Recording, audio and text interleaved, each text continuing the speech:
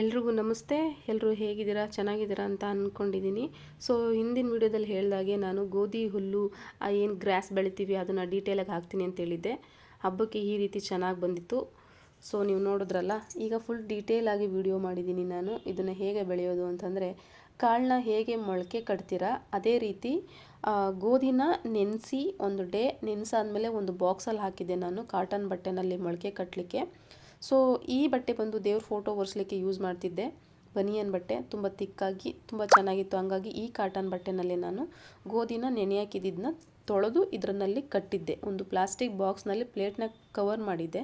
So ಇದು ಒಂದು night ಆದಮೇಲೆ ನೆಕ್ಸ್ಟು ಮೊಳಕೆ ಬಂದಿರುತ್ತೆ. ಇದು ಓಪನ್ ಮಾಡಿ ನೋಡಿದ್ರೆ ತುಂಬ ಚಿಕ್ಕದಾಗಿ ಬಂದಿರುತ್ತೆ. ಕೈನೂ ಕೂಡ ತುಂಬ ರಫಾಗಿ ಆಡ್ಸೋಕ್ಕಾಗಲ್ಲ, ಕಾರಣ ಮೊಳಕೆ ತುದಿ ಮುರಿದೋಗುತ್ತೆ. ತುಂಬ ಸಾಫ್ಟ್ ಇದು ಗೋಧಿ. ಸೊ ನಾನು ಗೋಧಿ ಇಲ್ಲಿ 1/4 kg ತೊಗೊಂಡಿದ್ದೀನಿ ಅಷ್ಟೇ. ನಾನು 6 ಪ್ಲೇಟ್ ಪ್ರತಿ ವರ್ಷ 6 ಪ್ಲೇಟ್ನ ನಾನು ಏನು ಗೋಧಿ ಹುಲ್ಲು ಗ್ರಾಸ್ನ ನಾನು ಬೆಳ್ಕೊಳ್ತೀನಿ. ಆದ್ದರಿಂದ ಕೇವಲ 1/4 kg ಮಾತ್ರ ತೊಗೊಂಡಿದ್ದೀನಿ. ಸೊ ನೀವು ಎಷ್ಟು ಮಾಡ್ತೀರಾ ಅನ್ನೋದ್ರ ಮೇಲೆ ನೀವು ತೊಗೊಳ್ಬೋದು ಗೋಧಿನ. ಆಮೇಲೆ ನಾನು ದೇವರಿಗೆ ಇಡೋದ್ರಿಂದ, ದೀಪ ಹಚ್ಚೋದ್ರಿಂದ ನಾನು ಸ್ಟೀಲ್ ತಟ್ಟೆಗಳನ್ನೇ ಉಪಯೋಗಿಸಿದ್ದೀನಿ. ಇದರಲ್ಲಿ ಸ್ಟೀಲು ಅಥವಾ ಪಿಂಗಾಣಿ ತಟ್ಟೆಗಳನ್ನ ಉಪಯೋಗಿಸ್ಬೋದು.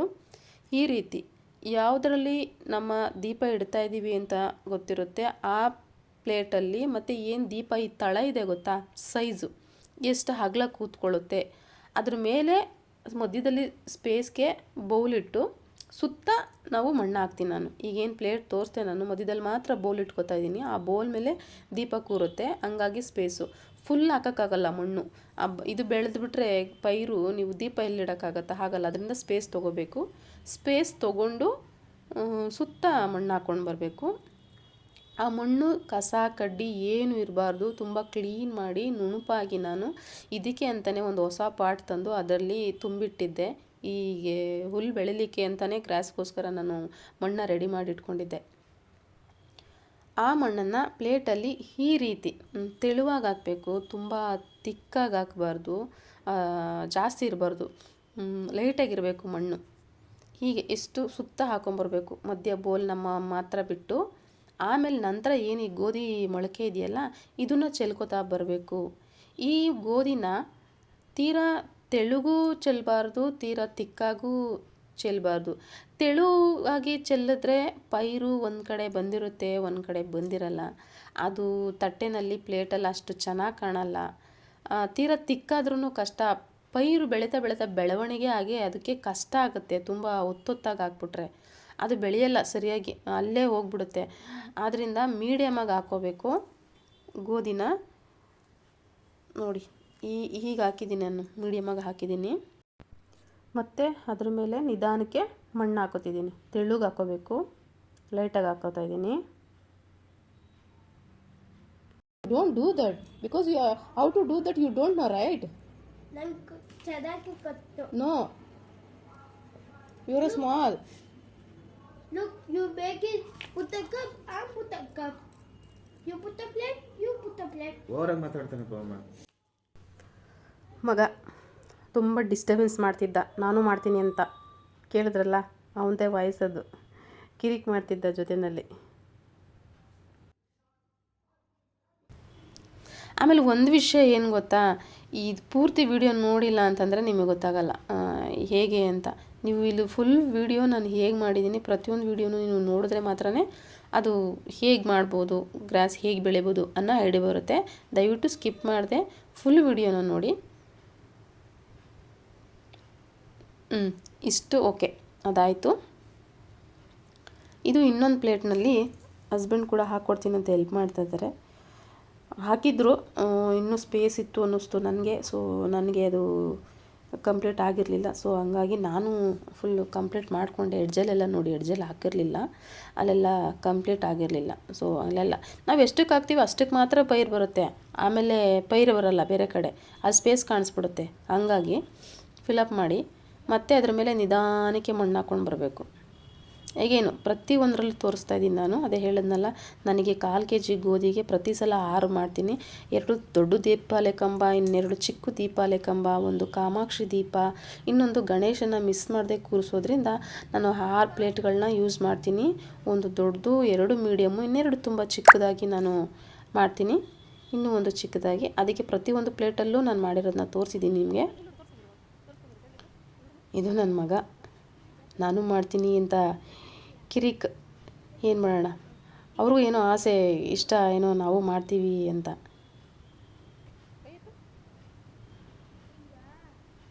ಅವನ ಕೈಲೂ ಹಾಕ್ಸಿದ್ದೀನಿ, ಬಟ್ ತಿಕ್ಕಾಗೋಯ್ತು. ಇದು ಹೇಗೆ ಬರುತ್ತೋ ಗೊತ್ತಿಲ್ಲ. ಒಂದು ಕಡೆ ಜಾಸ್ತಿ ಬಿದ್ದುಬಿಟ್ಟಿದೆ, ಅದನ್ನ ಎತ್ತಕ್ಕಾಗಲ್ಲ. ಸೊ ಹಂಗೆ ಬಿಟ್ಟಿದ್ದೀನಿ. ಆದಷ್ಟು ಪ್ಯಾಚಪ್ ಮಾಡಿ ಸ್ವಲ್ಪ ಕವರ್ ಮಾಡ್ಕೊಂಡಿದ್ದೀನಿ ಮಣ್ಣು ಹಾಕಿ. ಬಟ್ ಇದು ಮೇ ಬಿ ಜಾಸ್ತಿ ಬರ್ಬೋದು ಗ್ರಾಸ್.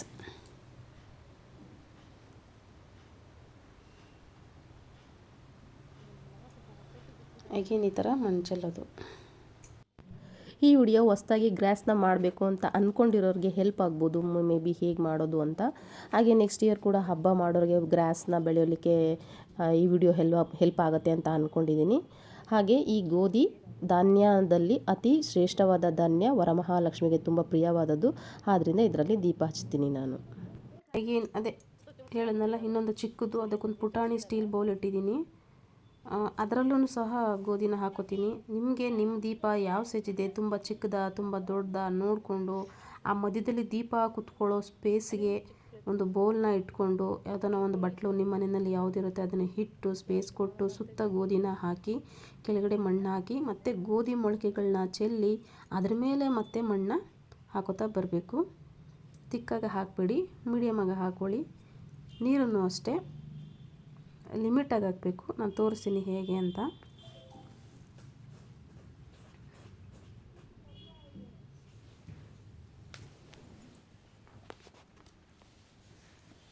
ಇದು ನನ್ನ ಮಗನ ಬೋಲು, ಅವನಿಗೂ ಇಷ್ಟ. ಕೊನೆಗೆ ಮಾಡ್ತೀನಿ ಅಂದ, ಒಂದು ಹಿಡಿಯಷ್ಟಿತ್ತು, ಸ್ವಲ್ಪ ಕೊಟ್ಟಿದ್ದೀನಿ, ಅವನು ಹಾಕಿದ್ದಾನೆ ಬೌಲ್ಗೆ. ಏನೋ ಅವನಿಗೊಂದು ಖುಷಿ. ಸೊ ಇಲ್ಲಿಗೆ ಅದು ಪ್ಲೇಟಿಗೆ ಮಣ್ಣು ಹಾಕಿದೆಲ್ಲ ಕಂಪ್ಲೀಟ್ ಆಗಿದೆ ನೋಡಿ. ಎಲ್ಲ ಪ್ಲೇಟ್ಗಳು, ಇಷ್ಟು ಪ್ಲೇಟ್ ಇದೆ, 6 ಪ್ಲೇಟ್ಸು ಎಲ್ಲ ಕಂಪ್ಲೀಟ್ ಆಗಿದೆ. ಸೊ ಇದಕ್ಕೆ ನೀರು ಹಾಕಬೇಕು, ನೀರು ಹಾಕಿ ಇಡಬೇಕು. ನೀರು ಹಾಕೋದು ಅಂದರೆ ಕೈಯಲ್ಲಿ ಹಾಕ್ಬಿಟ್ಟಿರಾ ಅಥವಾ ಏನಾದರೂ ಲೋಟ ಗಿಟದಲ್ಲಿ ಹಾಕ್ಬಿಟ್ಟಿರಾ, ದಯವಿಟ್ಟು ಹಂಗೆ ಮಾಡಬೇಡಿ. ಆಮೇಲೆ ಇದು ಸೈಡಿಗೆ ಹೋಗ್ಬಿಡುತ್ತೆ, ಎಲ್ಲ ಚೆಲ್ದಂಗೆ ಆಗಿಬಿಡುತ್ತೆ. ಮಣ್ಣು ಬೇರೆ, ಈ ಮೊಳಕೆ ಗೋಧಿ ಬೇರೆ ಸೈಡ್ಗೆ ಆಗಿಬಿಡುತ್ತೆ. ಸೊ ಆದ್ದರಿಂದ ಏನು ಪಾರ್ಟಿಗೆ ಇರೋರು ಈ ನೀರು ಹಾಕಲಿಕ್ಕೆ ಸ್ಪ್ರೇ ಬಾಟ್ಲುಗಳನ್ನ ಯೂಸ್ ಮಾಡ್ತಿರಲ್ಲ ವಾಟರ್ದು, ಅದೇ ಥರನ ಇದಕ್ಕೆ ಸ್ಪ್ರೇನ ಹಾಕಬೇಕು ನಿಧಾನಕ್ಕೆ. ಈ ಥರ ಒಂದು ಚಿಕ್ಕ ಬಾಟ್ಲಲ್ಲಿ ಸ್ಪ್ರೇ ಮಾಡಬೇಕು. ಯಾಕಂದರೆ ಇದು ಈಗ ಚೆಲ್ತಿರೋದು ಆ ಮಣ್ಣಲ್ಲಿ ಕುತ್ಕೋಬೇಕು. ಮಣ್ಣು ಚೆನ್ನಾಗಿ ಆ ಮಣ್ಣಲ್ಲಿ ಗೋಧಿ ಸೆಟ್ ಆಗಬೇಕು. ತೀರಾ ಜಾಸ್ತಿ ನೀರು ಉಯ್ಯೋಕ್ಕಾಗಲ್ಲ, ತಳದಲ್ಲಿ ಕೂರೋ ಥರ. ಹಂಗಂತ ಕಮ್ಮಿನೂ ಹಾಕೋಕ್ಕಾಗಲ್ಲ, ನೆನಿಬೇಕು. ಗೋಧಿ ಮಣ್ಣು ಸ್ವಲ್ಪ ನೆನಿಬೇಕು, ಅಷ್ಟನ್ನು ಹಾಕಬೇಕು ನೀರು. ನಾನು ಅದಕ್ಕೆ ಪ್ರತಿಯೊಬ್ಬರಿಗೂ ಹೆಲ್ಪ್ ಆಗಲಿ ಈ ವಿಡಿಯೋ ನೋಡೋರಿಗೆ ಅಂತ ಅಂದ್ಬಿಟ್ಟು ನಾನು ಡೀಟೇಲಾಗಿ ವಿಡಿಯೋ ಮಾಡಿದ್ದೀನಿ. ಆ್ಯಕ್ಚುಲಿ ಇದೇನು ನಾನು ಇವಾಗಿಂದ ನೀವು ಸ್ಟಾರ್ಟಿಂಗ್ ನೋಡಿದ್ರಲ್ಲ, ಗ್ರೋತ್ ಆಗಿ ಫೆಸ್ಟಿವಲ್ ಆಗೋವರೆಗೂ ಪ್ರತಿ ದಿನದಕ್ಕೂ ಸಹ ಶಾರ್ಟ್ ವಿಡಿಯೋ ಮಾಡಿದ್ದೀನಿ. ಸೊ ಅದನ್ನು ಕಂಟಿನ್ಯೂಸ್ ಆಗಿ ನಿಮ್ಗೆ ತೋರಿಸ್ತಾ ಹೋಗ್ತೀನಿ ಹೇಗೆ ಗ್ರೋತ್ ಆಗುತ್ತೆ ಅಂತ.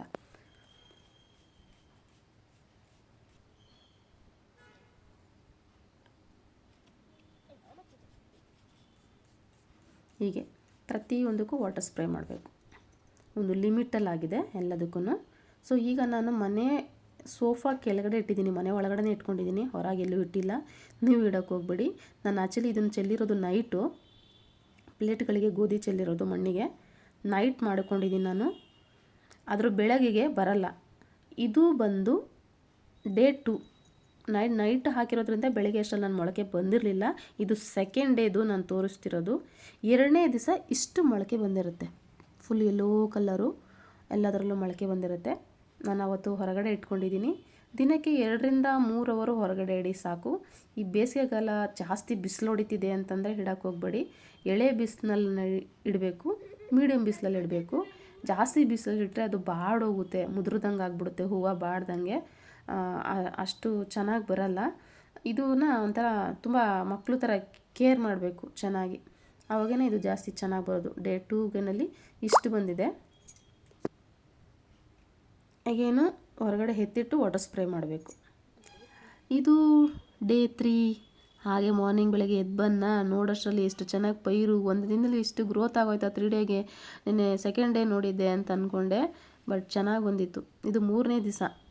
ಸೊ ನಾನು ಹೇಳೋನಲ್ಲ, ಆ್ಯಸ್ ಯೂಶುವಲ್ ಮನೆಯಿಂದ ಹೊರಗಡೆ ಇಟ್ಟು ವಾಟರ್ ಸ್ಪ್ರೇ ಮಾಡ್ತೀನಿ.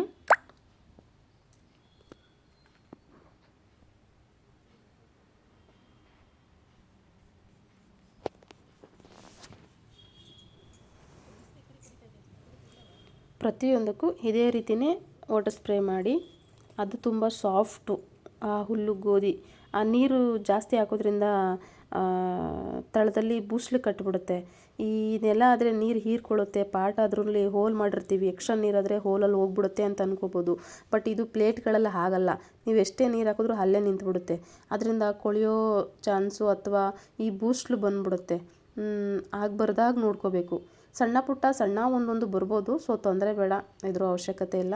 ಹಾಗಿದ್ದಲ್ಲಿ ಸ್ವಲ್ಪ ಬಿಸಿಲಿಗೆ ಇಟ್ಟು ಸ್ವಲ್ಪ ನೀರು ಚಿಮ್ಮಿಸಿ ಆಮೇಲೆ ತೆಗೆದು ಬೇಕಾದ್ರೆ ನೀವು ಮನೆ ಒಳಗಡೆ ಇಟ್ಕೋಬೇಕು ನೈಟು. ಇದೊಂದು ಮಾತ್ರ ನೋಡಿ, ನನ್ನ ಮಗ ಚೆಲ್ಲನ್ನೆಲ್ಲ ಹೊತ್ತೊತ್ತಿಗೆ ಹಾಕ್ಬಿಟ್ಟು ಅವನು ಪೈರು ಇದು ಜಾಸ್ತಿ ಬಂದ್ಬಿಟ್ಟಿದೆ. ಅದು ಅಂದ್ಕೊಂಡೆ ಮೇ ಬಿ ಜಾಸ್ತಿ ಬರುತ್ತೆ ಅಂತ. ನೋಡಿ ಎಲ್ಲ ಇದು ಚಿಕ್ಕದಿದೆ, ಈಕ್ವಲ್ ಇದೆ. ಅದೊಂದು ಪ್ಲೇಟ್ ಮಾತ್ರ ಹೈಟ್ ಜಾಸ್ತಿ ಇದೆ. ನಾನು ಅದಕ್ಕೆ ಮೇಲಿಂದನೂ ಒಂದು ಸಲ ವೀಡಿಯೋ ಮಾಡಿದ್ದೀನಿ. ಆಮೇಲೆ ಹೊರಗಡೆ ಇಟ್ಟಿದ್ದೆ, ಮಳೆ ಬರ್ತಿತ್ತು.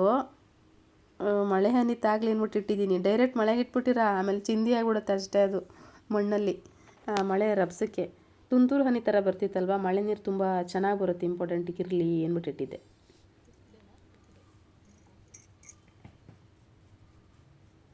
ಇದು ಡೇ 4.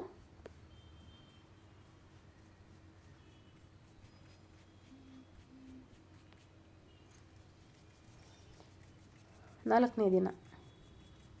ಪ್ರತಿದಿನ ಹೇಳ್ತೀನಲ್ಲ, ಪ್ರತಿದಿನ ಹೀಗೆ ಹೊರಗಡೆ ತಂದಿಡಿ. 2 to 3 hours ಸಾಕು ಇಡಿ. ಅಗೇನ್ ನೈಟು ನೀವು ಮನೆ ಒಳಗಡೆ ತೆಗೆದಿಟ್ಬಿಡಿ.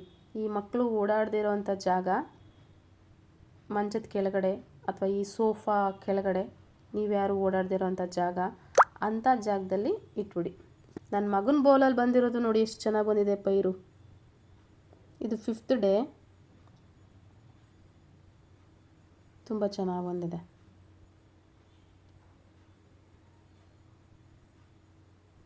ಎಳೆ ಬಿಸಿಲಿಗಿಡಬೇಕು. ಬೆಳಗಿನ ಜಾವ ಇದು 9 to 9:30 ಒಳಗಡೆ ಬಂದಿದೆ ಇರೋವಂಥ ಬಿಸಿಲು ಮನೆ ಬಾಗಿಲಿಗಿದು. ಆ ಬಿಸಿಲಲ್ಲಿ ಇಡ್ತೀನಿ, ಒಂದು 1/2 hour ಇರುತ್ತೆ, ಹೊರಟೋಗುತ್ತೆ. ಸೊ ನೆರಳಲ್ಲೇ ಮನೆ ಅಕ್ಕಪಕ್ಕ ಇಡಿ, ಆದರೆ ಹೊರಗಡೆ ಇಡಿ ಬೆಳಕಿಗೆ. ಇದು 6ನೇ ದಿನ. ಇಷ್ಟು ಬಂದಿದೆ, ಒಂದು ಬೆರಳಷ್ಟು ಉದ್ದಕ್ಕಿಂತ ಜಾಸ್ತಿ ಇದೆ, ಇಷ್ಟು ಬಂದಿದೆ. ಸೊ ಇನ್ನೂ ಬರಬೇಕು. ದೀಪ ಇಡೋದ್ರಿಂದ, ದೀಪ ಇಟ್ಟರೆ ಬರೀ ದೀಪ ಮಾತ್ರ ಕಾಣ್ತಿರುತ್ತೆ, ಹುಲ್ಲು ಕಾಣ್ತಿರಲ್ಲ. ಹಂಗಾಗಿ ಗ್ರೋತ್ ಆಗಬೇಕು. ಸೊ ಎಷ್ಟು ದಿನ ಮುಂಚಿತವಾಗಿ ಇದನ್ನು ಬೆಳಿಬೇಕು ಅಂತ ಅಂದ್ಕೊಳ್ಬೋದು ನೀವು. ನಾನು 15 days ಮುಂಚೆ ಬಿಫೋರ್ ಹಾಕ್ಕೊಳ್ತೀನಿ. ಇದು ಬಂದು ಏನಕ್ಕೆ ಈಗ ಸ್ಪ್ರೇ ಮಾಡ್ತಾಯಿದ್ದೀನಿ ಅಂದರೆ, ನಾವು ಬುಡಕ್ಕೆ ಹಾಕೋ ನೀರೂ ಅಷ್ಟೇ ಇಂಪಾರ್ಟೆಂಟು, ಈ ಪೈರಿಗೆ ಹಾಕೋದು ಇಂಪಾರ್ಟೆಂಟು. ಈ ಎಲೆ ಮೇಲೆ ನೀರು ಕೂರಲಿ ಅಂತಂದ್ಬಿಟ್ಟು ಸಿಂಗಲ್ ಲೇಯರ್ ಥರ ಇಟ್ಟು ನಾನು ವಾಟ್ರನ್ನ ಸ್ಪ್ರೇ ಮಾಡ್ತಾಯಿದ್ದೀನಿ. ನೀರು ಹನಿಗಳು ಪೈರಲ್ಲಿರಲಿ ಅಂತ ಅಂದ್ಬಿಟ್ಟು. ನೋಡಿ ಎಷ್ಟು ಗ್ರೀನಾಗಿ ಬಂದಿದೆ, ಒಂಥರ ಖುಷಿಯಲ್ಲ. ನನಗಂತೂ ತುಂಬ ಇಷ್ಟ ಆಗೋಯಿತು. ದಿನ ಅದ್ರ ಬೆಳವಣಿಗೆ ನೋಡಿ ಎಷ್ಟು ಚೆನ್ನಾಗಿ ಬಂತು ಅಲ್ಲ ಅಂತ. ಇದು 7 daysಗೆ ಇಷ್ಟು ಬಂದಿದೆ. 1 weekಲ್ಲಿ ಇಷ್ಟು ಬರುತ್ತೆ. 7 to 8 days, 1 week, 7 ರಿಂದ 8 ದಿನದ ಮಧ್ಯದಲ್ಲಿ ಇಷ್ಟು ಬರುತ್ತೆ ಪೈರು. ಇನ್ನೂ ಗ್ರೋತ್ ಆಗುತ್ತೆ. ನಾವು ಹೇಳ್ತೀವಲ್ಲ, ದೀಪ ಇಡಲಿಕ್ಕೆ ಇನ್ನೊಂದು ಸ್ವಲ್ಪ ಗ್ರೋತ್ ಆಗಬೇಕು, ಅಷ್ಟೊಂದು ಗ್ರೋತ್ ಆಗುತ್ತೆ. ನಂಗೆ ಇದು ಎಷ್ಟು ಇಷ್ಟ ಆಗೋದು ಅಂದರೆ, ವೀಡಿಯೋ ಮಾಡೋವಾಗ ಏನಪ್ಪ ಇವರು ಇಷ್ಟು ಇದಾಗಿ ಮಾತಾಡ್ತಾರೆ ಅನಿಸ್ಬೋದು. ಮೇ ಬಿ ಒಂದು ನಾನ್ಸೆನ್ಸಾಗಿ ಮಾತಾಡ್ತಾರೆ ಅಂತ ಅಂದ್ಕೊಳ್ತಿರೋ ಏನೋ ಗೊತ್ತಿಲ್ಲ. ನನಗಂತೂ ಎಷ್ಟು ಖುಷಿ ಫೀಲ್ ಅಂತಂದರೆ, ಅಯ್ಯೋ ನನಗೊಂದು ಚಿಕ್ಕ ಇರುವೆ ಆಗಿಬಿಟ್ಟಿದ್ರು ಮಧ್ಯೆ ಹೋಗ್ಬಿಡ್ಲಾ ಅಂತ ಅನ್ಸೋದು ನನಗೆ. ಈ ಪೈರ್ ಮಧ್ಯೆ ಎಲ್ಲ ಓಡಾಡ್ಕೊಂಡು ಬಂದ್ಬಿಡ್ಲಾ ಒಳಗಡೆ ಹೋಗಿ ಅಂತ ಅನ್ಸೋದು. ಅಷ್ಟು ಖುಷಿ ಆಗೋದು ನನಗೆ. ಒಂಥರ ತೋಟ ಥರ ಇದೆ ಅಲ್ವಾ ಅಂತ ಅಂದ್ಬಿಟ್ಟು ಕೂತ್ಕೊಂಡು ನೋಡಿದಾಗ ಅಥವಾ ವೀಡಿಯೋ ಮಾಡಿದಾಗ ನಂಗೆ ಅಷ್ಟು ಗುಡ್ ಫೀಲ್ ಆಗೋದು. ಗಾಳಿ ಬೀಸ್ತಾ ಇದೆ. ಮನೆ ಮುಂದೆ ಇಡ್ತಿದ್ರೆ ಎಲ್ಲರೂ ಅದೇ ಕೇಳೋರು, ತುಂಬ ಚೆನ್ನಾಗಿ ಬಂದಿದೆ ನೀವು ಮಾಡಿರೋದು ಅಂತ. ಅಕ್ಕಪಕ್ಕ ಫ್ರೆಂಡ್ಸು ಹೋಗೋ ಬರೋರೆಲ್ಲರೂ ಕೇಳ್ತಾನೆ ಇದ್ರು, ಹೇಗೆ ಮಾಡ್ತಿದ್ರ ಅಂತ. ಈಗ ಮಾಡ್ತಿದ್ದೀನಿ ನೋಡಿ, ಕೆಲವ್ರು ಗೊತ್ತಿಲ್ದಿರೋರು ಯೂಟ್ಯೂಬ್ ನೋಡಿ, ನಾನು ಹೊಸ್ದಾಗಿ ಮಾಡ್ತಿದ್ದೀನಿ, ಡಿಟೇಲಾಗಿ ಸಿಗುತ್ತೆ ವೀಡಿಯೋ ಅಂತ ಹೇಳಿದ್ದೆ. ಸೊ ಅದು 7 to 8 days ಅಂತಂದರೆ, ಇದು 9 to 10 days ಆಗಿದೆ. ಫೈನಲಿ ಸ್ವಲ್ಪ ಹೈಟ್ ಬಂದಿದೆ. ಹಬ್ಬ ಮೇ ಬಿ ನಾಳೆ ಅಥವಾ ನಾಳಿದ್ದು ಅನ್ನೋವಾಗ ನಾನು ಈ ರೀತಿ ಕೈಯಲ್ಲಿ ಚಿಕ್ಕದಾಗಿ, ಯಾಕಂದರೆ ಸ್ವಲ್ಪ ಗ್ರೋತ್ ಆಗಿತ್ತಲ್ವ ಹುಲ್ಲು, ಸೊ ತೊಂದರೆ ಇಲ್ಲ, ಒಂದು ಚೂರು ಬಲ ಇರುತ್ತೆ ಅಂತ ಅಂದ್ಬಿಟ್ಟು ಕೈಯಲ್ಲಿ ನಿಧಾನಕ್ಕೆ ಹಾಗೆ ಹಾಕಿದ್ದೆ. ಹೇಳಿದ್ನಲ್ವ ಎಳೆ ಬಿಸಿಲಿತ್ತು, ಆ ಬಿಸಿಲಿಗೆ ತಕ್ಕನಾಗಿ ಇಟ್ಟಿದ್ದೀನಿ. ಪೈರು ಹುಷಾರು, ಮುರ್ಕೊಂಬಿಡುತ್ತೆ, ಮುರ್ಕೊಂಡ್ರೆ ಅದು ಮತ್ತೆ ಎದ್ದು ನಿಲ್ಲಲ್ಲ. ಇದು ಯಾವುದೂ ಸಹ ಮುರ್ಕೊಂಡಿರಲಿಲ್ಲ, ಗಾಳಿ ಬೀಸಿದಾಗ ಸ್ವಲ್ಪ ಹಿಂಗೆ ಆಗ್ಬೋದು ಅಷ್ಟೇ, ಗಾಳಿ ಚೆನ್ನಾಗಿ ಬೀಸ್ತಾಯಿತ್ತು. ಒಟ್ಟಿನಲ್ಲಿ ತುಂಬ ಚೆನ್ನಾಗಿ ಬಂತಪ್ಪ, ನಿಮಗೂ ಒಂದು ಒಳ್ಳೆಯ ಫೀಲ್ ಆಗುತ್ತೆ. ನೋಡಿ ನೋಡಿ ಹೇಗಿದೆ ಆ ಕಲ್ಲರ್, ನೋಡಿ ಎಷ್ಟು ಚೆನ್ನಾಗಿ ಬಂದಿದೆ ಅಂದರೆ, ನಂಗೆ ಹಬ್ಬ ಬೇರೆ ಏನೇನೋ ತಿಂಡಿ ಏನೋ ಹಬ್ಬ ಮಾಡೋದು ಎಷ್ಟೆಲ್ಲ ಸ್ಪೆಷಲ್ಲು ಇಂಪಾರ್ಟೆಂಟು, ನನಗೆ ಇದು ಈ ಗ್ರಾಸ್ ಮಾಡೋದು ತುಂಬ ಇಂಪಾರ್ಟೆಂಟು. ಅಷ್ಟು ಖುಷಿ ಕೊಡುತ್ತೆ, ನಂಗೆ ಗೊತ್ತಿಲ್ಲ ಯಾಕಂತ, ನಂಗೆ ಅದು ಏನೋ ತುಂಬ ಖುಷಿ ಈ ಗ್ರಾಸ್ನ ಮಾಡೋದ್ರಿಂದ. ಬಟ್ ನಾನು ಹಬ್ಬ ಮಾಡಲಿಕ್ಕೆ ಶುರು ಮಾಡಿರೋವಾಗಿಂದನೂ ಪ್ರತಿ ವರ್ಷವೂ ಮಿಸ್ ಮಾಡ್ದಾಗೆ ಮಾಡೋದ್ರಿಂದ ಎಲ್ಲ ವರ್ಷವೂ ಮಾಡ್ತೀನಿ ನಾನು. ಸೊ ಮನೆಗೆ ಬಂದವರೆಲ್ಲ ಕೇಳ್ತಿದ್ರು ಹೇಗೆ ಮಾಡಿದ್ರಿ ಅಂತ. ಸೊ ನೋಡೋರಿಗೆ ಹೆಲ್ಪ್ ಆಗಲಿ ಬೇರೆಯವ್ರಿಗೆ ಅಂತ. ಈಗ ಏನಕ್ಕೆ ಕೈಯಲ್ಲಿ ಇದು ಮಾಡ್ತಿದ್ದೀನಿ ಅಂದರೆ, ಬೌಲ್ನ ಸ್ವಲ್ಪ ಲೂಸ್ ಮಾಡ್ತಾಯಿದ್ದೀನಿ. ನೀವು ಆ ಬೌಲ್ನ ಎತ್ಕೋಬೋದು, ಅವಾಗ ಸ್ವಲ್ಪ ಲೂಸ್ ಮಾಡ್ಕೊಳ್ತಾರೆ ನೀವು. ಆ ಬೌಲ್ನ ಎತ್ತಿದಾಗ ತಟ್ಟೆ ಒಳಗಡೆ ನೀಟಾಗಿ ಕುತ್ಕೊಳ್ಳುತ್ತೆ ದೀಪ. ಫೈನಲಿ ಹಬ್ಬ ಬಂತು. ಗುರುವಾರ ನೈಟು, ಶುಕ್ರವಾರ ಬೆಳಗ್ಗೆ ಅಲ್ಲಿ ಮನೆಗೆ ಹಬ್ಬ ಪೂಜೆ ಇದೆ. ಸೊ ನೈಟೆಲ್ಲ ಡೆಕೋರೇಷನ್ ಮಾಡ್ತಾಯಿದ್ವಿ. ಸ್ಟಾರ್ಟಿಂಗ್ ತೋರಿಸ್ದಾಗೆ ಹೀಗೆ ಬಂದಿದೆ.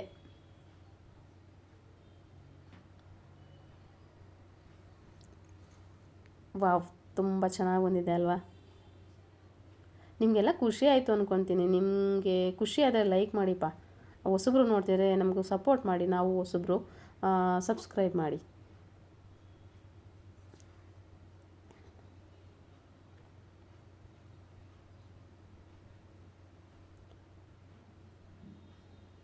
ಇದೆಲ್ಲ ರೆಡಿ ಮಾಡಿದ್ದೆ. ಫೈನಲಿ ಇದನ್ನೆಲ್ಲ ಜೋಡಿಸಿ ಹೇಗೆ ಹಬ್ಬದಲ್ಲಿ ಹೇಗೆ ಕಾಣಿಸ್ತು ಅಂತ ಅಂದ್ಬಿಟ್ಟು ತೋರಿಸ್ತೀನಿ. ಬೇರೆ ಫೋನಿಂದ ವಿಡಿಯೋ ಮಾಡಿರೋದ್ರಿಂದ ಸ್ವಲ್ಪ ಕ್ಯಾಮ್ರಾ ಸೆಟ್ಟಿಂಗ್ ಚೇಂಜ್ ಆಗಿರ್ಬೋದು. ಇದು ಗ್ರೀನು ಸ್ವಲ್ಪ ಚೇಂಜ್ ಆಗಿದೆ colour. Camera may be setting ಇತ್ತು ಅಂದ್ಕೊತೀನಿ ಆ ಫೋನಲ್ಲಿ. ತುಂಬ ಡಾರ್ಕ್ ಕಲರ್ ಇತ್ತು, ತುಂಬ ಚೆನ್ನಾಗಿ ಬಂತು ಹಬ್ಬಕ್ಕೆ. ನನಗಂತೂ ತುಂಬ ಖುಷಿ ಆಯಿತು ಫೈನಲಿ.